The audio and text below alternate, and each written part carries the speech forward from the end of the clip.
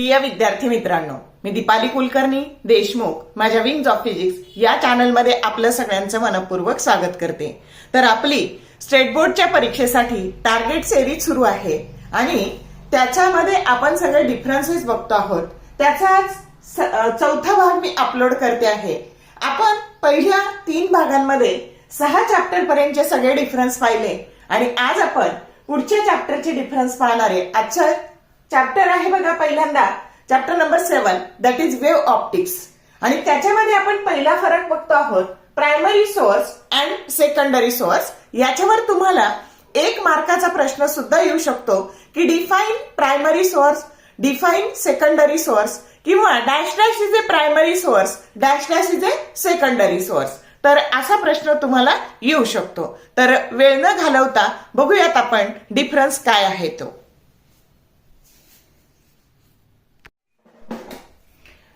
आता बघा primary source आणि सेकंडरी सोर्स कशाला म्हणायचं। प्रायमरी सोर्स तर पहिला पॉइंट नेहमी डेफिनेशनचा, अशी सोर्स की जे स्वतः लाईट निर्माण करतात। मग आता बघा a sources which produced a light of its own they are called as primary source. मग असे कोणते सोर्स आहेत की जे स्वतः लाईट निर्माण करतात? तर बघा सन, स्टार्स, त्याच्यानंतर एखादा ऑब्जेक्ट आपण जेव्हा हाय टेम्परेचरला हीट करतो ना त्यावेळेस मग object heated to a high temperature, कोणत्याही प्रकारची ज्योत, फ्लेम ऑफ एनी काइंड। त्याच्यानंतर काही ऑब्जेक्ट मधून करंट पास झालं ना की ते सुद्धा लाईट निर्माण करतात। मग असं कोण आहे? तर ट्यूबलाईट आहे, तुमचा टीव्ही आहे।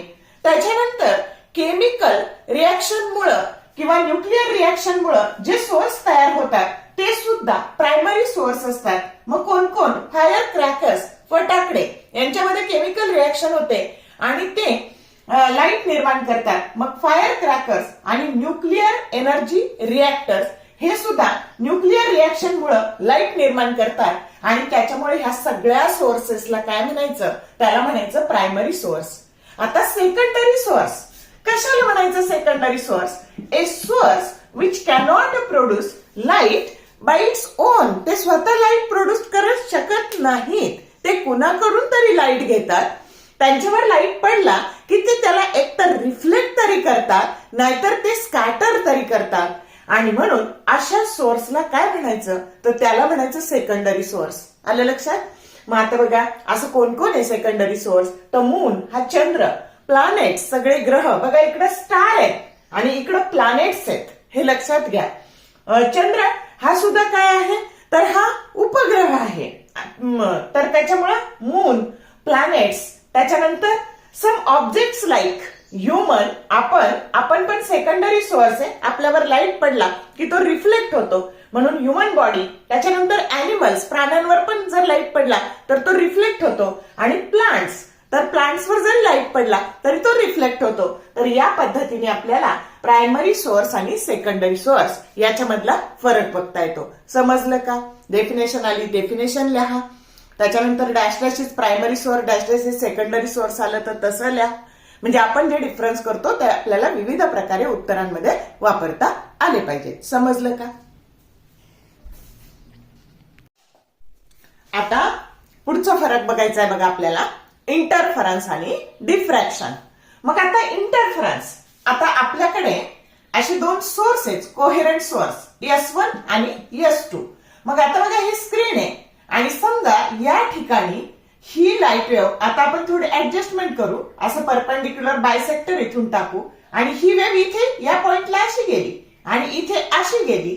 तर या पद्धतीने ह्या अशा 2 सोर्सेस पासून 2 वेव्ह जर गेल्या आणि त्या एकत्र मिळाल्या तर त्याच्यामुळे जे तयार होतं, जो पॅटर्न इथे आपल्याला तयार पाहायला मिळतो त्याला इंटरफरन्स पॅटर्न असं म्हणायचं। मग आता बघा की जेव्हा याला 2 सोर्सेस लागतात, आलं का लक्षात? आणि म्हणून for interference 2 sources are necessary.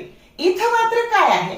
तर आधी आपण याची हे बघू, जर समजा त्या एकाच फेज मध्ये असतील, याला म्हणतात असं एकाच फेज मध्ये असणं।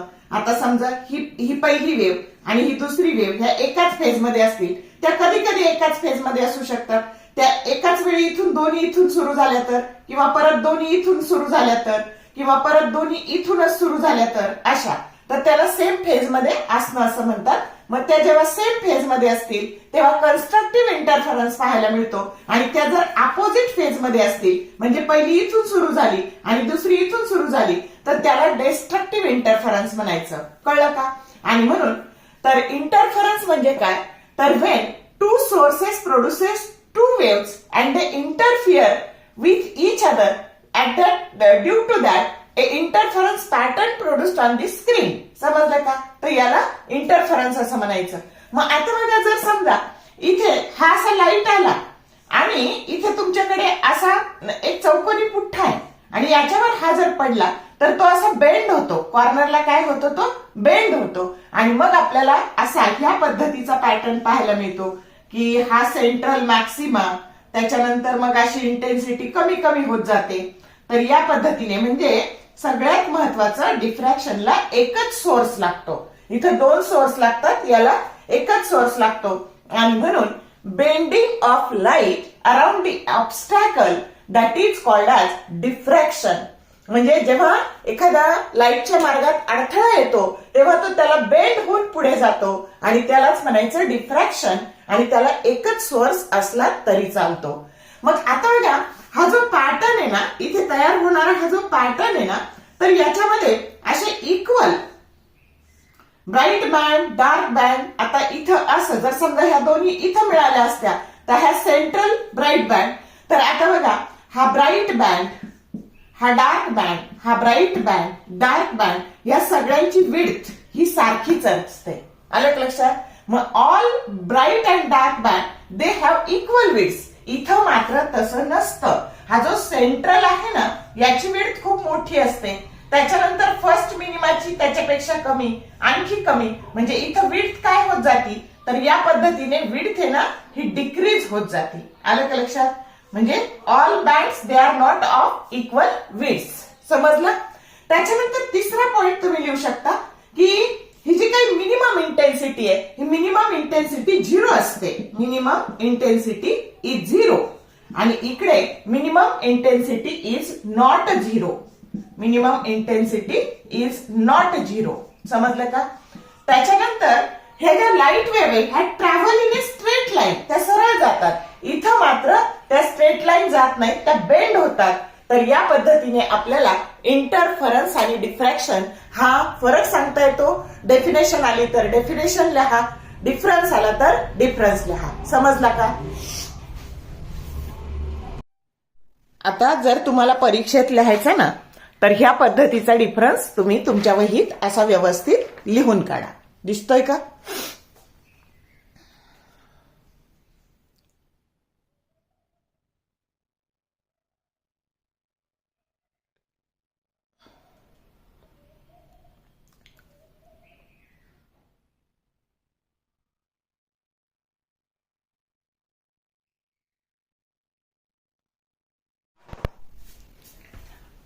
पुढचा डिफरन्स बघायचा बघा आपल्याला की फ्रॉनहोफर डिफ्रॅक्शन आणि फ्रेस्नेल डिफ्रॅक्शन. तर याच्यामध्ये सुद्धा तुम्हाला डेफिनेशन येऊ शकते. तर आता बघा, जेव्हा प्रायमरी सोर्स आहे, हा प्रायमरी सोर्स आहे आणि हे स्क्रीन आहे, यांच्यामध्ये इन्फानाइट डिस्टन्स असतं किंवा व्हेरी लार्ज डिस्टन्स असतं. हा झाला प्रायमरी सोर्स आणि हा स्क्रीन. आता हे जेव्हा असे व्हेरी लार्ज डिस्टन्सवर असतात तेव्हा जे डिफ्रॅक्शन होतं ना, किंवा इन्फिनिटी अंतरावर असतात त्यावेळेस जे डिफ्रॅक्शन असतं ना, त्याला फ्रॉनहोफर डिफ्रॅक्शन असं म्हणतात. मग काय definition? When primary source of a light and this screen they are at very large distance, at that time that diffraction is called as Fraunhofer diffraction. आणि इथं सोर्स आणि स्क्रीन याच्यातलं डिस्टन्स व्हेरी स्मॉल. मग आता बघा, primary source आणि screen याच्यातलं distance they are at small distance, at that time the diffraction is called as a Fresnel diffraction. आता कसं लक्षात ठेवायचं बघा, याच्यात FR दोन्हीकडे सेम आहे. इथं A आहे आणि AI असं लक्षात ठेवायचं. म्हणजे फ्रॉनहोफर इन्फिनिटी डिस्टन्स किंवा व्हेरी लार्ज डिस्टन्स आणि EF म्हणजे फायनाइट डिस्टन्स. आलं लक्षात? असा शॉर्टकट वापरून तुम्ही कन्फ्युजन टाळू शकता. आणि त्याच्यानंतर बघा, आता इथं आपल्याला जेव्हा सोर्स आणि स्क्रीन खूप लांब अंतरावर असतात तेव्हा वेव्हफ्रंट हा प्लेन वेव्हफ्रंट असतो. कोणता वेव्हफ्रंट असतो? प्लेन वेव्हफ्रंट असतो. आणि इथं मात्र सिलेंड्रिकल किंवा स्पेरिकल वेव्हफ्रंट असतो. सिलेंड्रिकल और स्पेरिकल वेव्हफ्रंट. आणि इथं जेव्हा लांब अंतरावरचं डिफ्रॅक्शन बघायचंय तर कॉन्व्हेक्स लेन्स लागतो. इथं कोणता लेन्स लागतो? Convex lens necessary. इथं मात्र convex lens is not necessary. लागत नाही. समजलं? या पद्धतीने आपल्याला फ्रॉनहोफर डिफ्रॅक्शन आणि फ्रेस्नेल डिफ्रॅक्शन याच्यामधला फरक लिहिता येतो. कळलं का?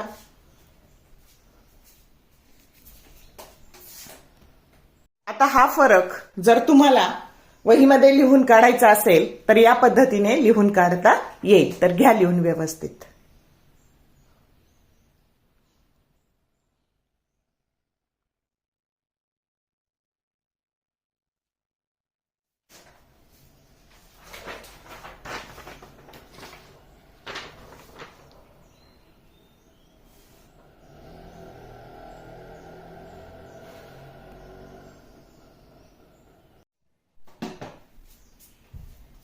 आता चॅप्टर नंबर 8 मधले फरक आपल्याला बघायचे. तर पोलर डायइलेक्ट्रिक आणि नॉन पोलर डायइलेक्ट्रिक किंवा polar molecule non polar molecule असंही तुम्हाला येऊ शकतं. मग आता बघा की असं मॉलिक्यूल किंवा असं डायइलेक्ट्रिक की ज्याच्यामध्ये centre of mass of A positive charge that do not coincide with the center of mass of negative charge. What is definition of polar dielectric?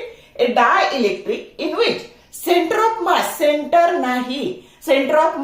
of a positive charge that do not coincide with the center of mass of a negative charge, and that dielectric is called as polar molecule. मग आता बघा ते जर coincide नाही तर या पद्धतीने ते काहीतरी अंतराने कसे झालेले? सेपरेट झालेले आहेत. आले का लक्षात? आणि म्हणून जेव्हा दोन चार्जेस काहीतरी अंतराने सेपरेट झालेले असतात तर त्यांना डायपोल मुवमेंट असते. आणि म्हणून यांना dipole moment, electric dipole moment P ही असते आणि तिचं युनिट कूलम मीटर असतं. आले लक्षात?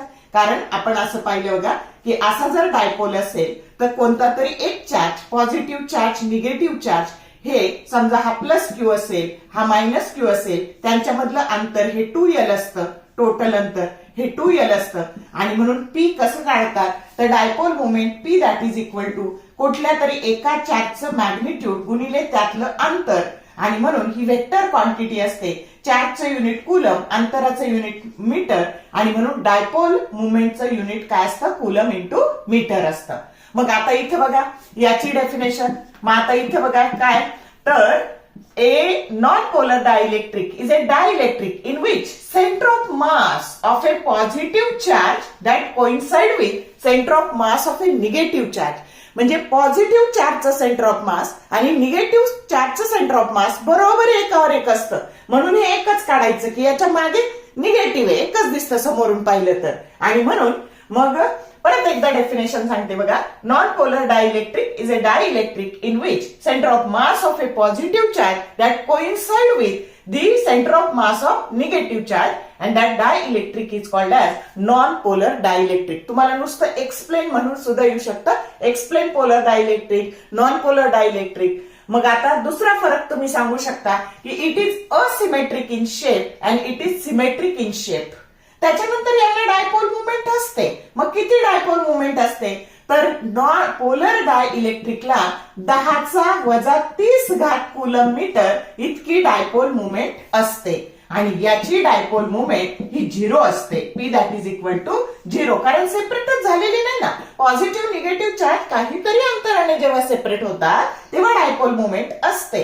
आणि मी सांगितलं की एक्झाम्पल चांगले करायचे तर चौथा पॉइंट तुम्ही सांगू शकता HCl. हे सीईटीच्या दृष्टीने हे खूप इम्पॉर्टंट आहे. याची कदाचित फिगर देतील आणि ओळखायला लावतील किंवा नाव देतील आणि ओळखायला लावतील. तर HCl, water, alcohol, NH3, ammonia, all are the examples of A polar dielectric. आणि इकडं hydrogen, nitrogen, oxygen, carbon dioxide, benzene आणि मिथेन हे सगळे काय झाले, नॉन पोलर झाले. आता इथे एक ट्रिक सांगते. ज्याला पी आहे ना, पोलरला पी आहे, ज्याला पी आहे, डायपोल मुवमेंट आहे. मग डायपोल मुवमेंट कधी तयार होते, पॉझिटिव्ह निगेटिव्ह चार्ज काहीतरी अंतराने सेपरेट झाल्यावर. मग याला पी आहे तो पोलर, आणि ज्याला पी नाही, डायपोल मुवमेंट नाही, तो नॉन पोलर. आणि त्याच्यावर पुढचे पॉईंट तुम्ही लिहू शकता. मग जेव्हा डायपोल मुवमेंट नसते तेव्हा पॉझिटिव्ह आणि निगेटिव्ह चार्ज हे कोइन्साइड झालेले असतात. आलं लक्षात? मग पुढचे पॉईंट तुम्हाला येऊ शकतात. समजला फरक?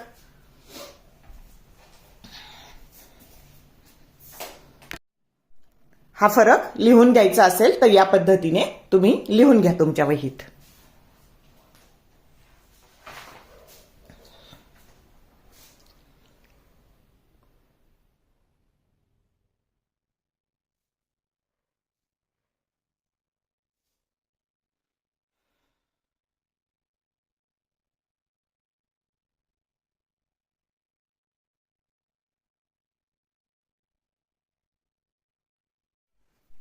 आता इलेक्ट्रोस्टॅटिक चॅप्टरचाच अजून एक फरक पाहायचा आहे आपल्याला. याचा उपयोग जर न्यूमरिकल्स आले तर युनिट देण्यासाठी सुद्धा करता येईल. म्हणजे कन्सेप्ट क्लिअर करायला पण हा फरक खूप महत्वाचा आहे. तर इलेक्ट्रिक इंटेन्सिटी आणि इलेक्ट्रिक पोटेन्शियल. मग आता चार्ज असेल तर तो त्याच्या भोवती फील्ड निर्माण करतो, आणि ही जी काही फील्ड आहे याची इलेक्ट्रिक फील्डची स्ट्रेंथ जी व्हेक्टर क्वांटिटी आपल्याला सांगते त्याला इलेक्ट्रिक इंटेन्सिटी म्हणायचं. म्हणजे ही व्हेक्टर क्वांटिटी आहे. इलेक्ट्रिक इंटेन्सिटी कशी क्वांटिटी आहे? व्हेक्टर क्वांटिटी आहे. आणि बघा, मग आता डेफिनेशन तुम्ही अशी करू शकता. The strength of electric field that is expressed in terms of a vector quantity and that is called as electric intensity. आणि ह्या इलेक्ट्रिक फील्डची स्ट्रेंथ जी स्केलर क्वांटिटी तुम्हाला सांगते त्याला म्हणायचं इलेक्ट्रिक पोटेन्शियल. मग the strength of electric field that is expressed in terms of a scalar quantity that is called as electric potential. मग formula काय असतो? तर इलेक्ट्रिक इंटेन्सिटीला दोन फॉर्म्युले असतात. Electric intensity that is force per unit charge, और electric intensity अशी दोन parallel plate असतील आणि यांच्यामध्ये डी हे डिस्टन्स असेल आणि त्याच्यामध्ये व्ही हे पोटेन्शियल असेल तर इलेक्ट्रिक इंटेन्सिटीचा फॉर्म्युला असतो व्ही बाय डी. असे दोन फॉर्म्युले इलेक्ट्रिक इंटेन्सिटीचे आपल्याला लिहिता येतात. मग दोन फॉर्म्युले तर दोन युनिट. मग काय बघा, तर फोर्सचं युनिट न्यूटन, चार्जचं युनिट कुलम. मग याचं असं युनिट काय झालं? Newton per coulomb. और इथे आहे ना पोटेन्शियल डिफरन्सचं युनिट व्होल्ट आणि डिस्टन्सचं युनिट मीटर.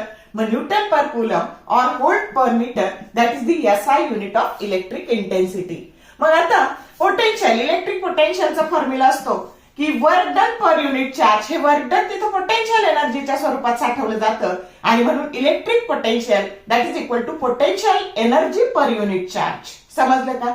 आणि याचं एसआय युनिट आता तुम्हाला माहिती, वर्क डनचं एसआय युनिट जूल आहे, चार्जचं एसआय युनिट कुलम आहे. म्हणजे जूल पर कुलम हे इलेक्ट्रिक पोटेन्शियलचं एसआय युनिट आहे. एखादा एमसीक्यू सुद्धा येऊ शकतो की इलेक्ट्रिक पोटेन्शियलचं एसआय युनिट किंवा इलेक्ट्रिक इंटेन्सिटीचं एसआय युनिट. न्यूमरिकल्स असतील तर युनिट द्यायला पण त्या सोडवलेल्या न्यूमरिकलचं युनिट लिहायला पण तुम्हाला ही गोष्ट उपयोगी येऊ शकते. फॉर्म्युला प्रॉब्लेम सोडवायला उपयोगी येऊ शकतो. असा फरक आपल्याला विविध प्रकारे वापरता येतो. समजलं का? तर अशा कन्सेप्ट क्लिअर करून आपल्याला फरक शिकायचे आहेत. लिहून घ्यायचं असेल तर या पद्धतीने तुम्हाला लिहिता येईल. घ्या लिहून तुमच्या वहीत.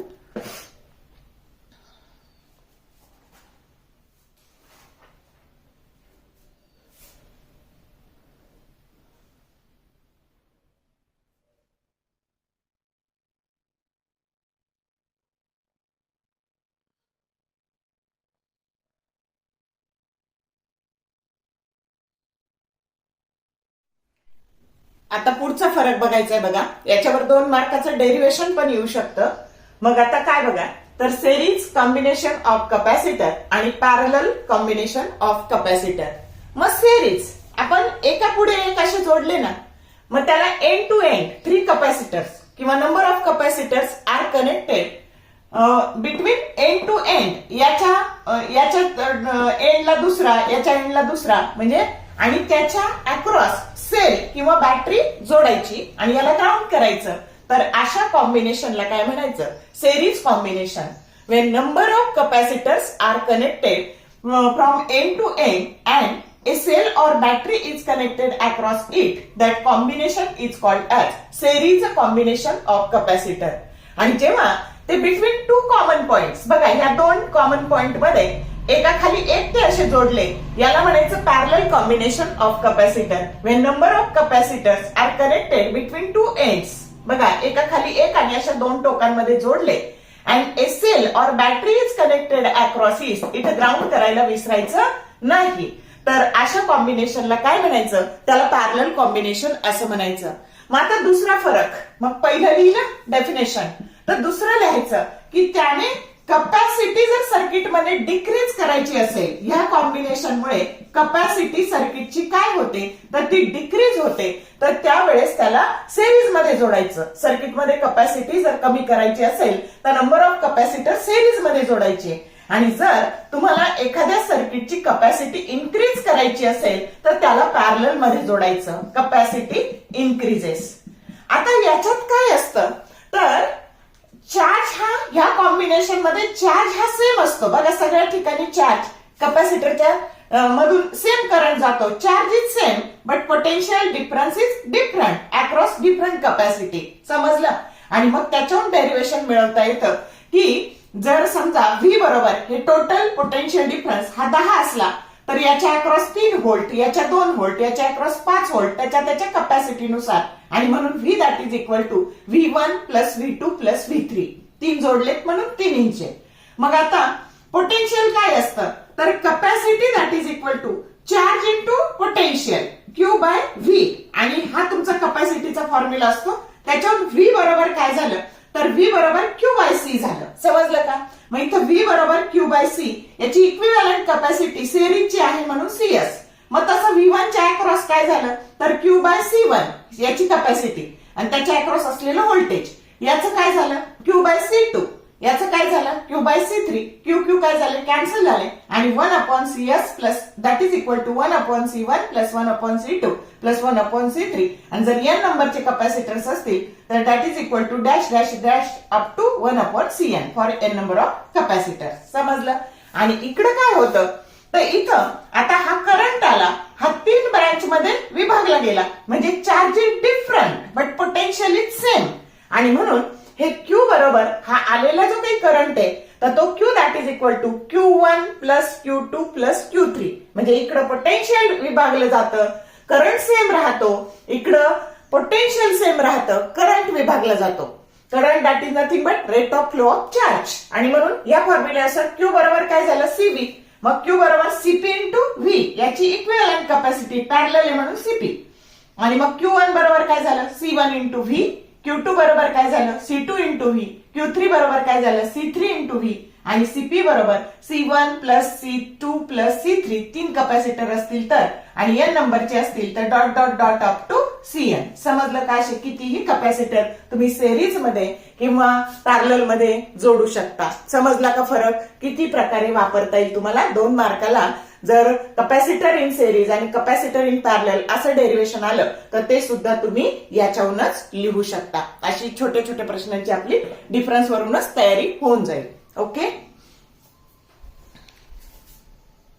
जर तुम्हाला हा डिफरन्स वहीमध्ये व्यवस्थित लिहून काढायचा असेल तर या पद्धतीने लिहून काढा.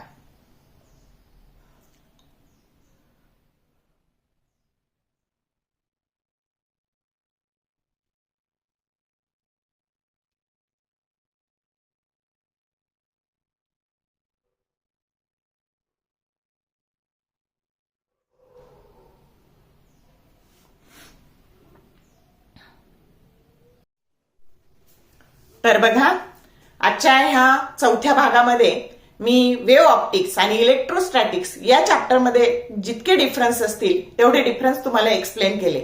जर तुम्हाला व्हिडिओ आवडला असेल तर लाईक करा, मित्रमैत्रिणींसोबत शेअर करा, कमेंट टाकायला विसरू नका, कारण व्हिडिओ बनवणं हे सोपं काम नाही, त्याच्यासाठी खूप सारं हार्डवर्क करावं लागतं. All the best for your study and thank you for watching this whole video. हा